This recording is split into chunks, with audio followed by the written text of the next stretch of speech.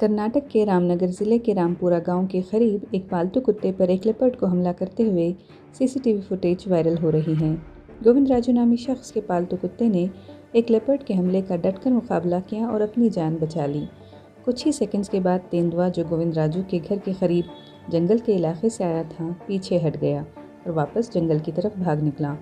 तेंदुआ की नज़र जब खंबे से बंधे पालतू कुत्ते पर पड़ी तो वह फ़ौरन झपट पड़ा, लेकिन सिर्फ 10 ही सेकंड्स में कुत्ते ने ऐसी बहादुरी दिखाई कि लेपर्ड को पीछे हटना पड़ा। कुत्ते और तेंदुए के दरमियान कशमकश की आवाज़ें सुनकर चंद लोग एक घर की छत पर फ़ौरन ही चढ़ गए, लेकिन तेंदुआ तब तक भाग निकला।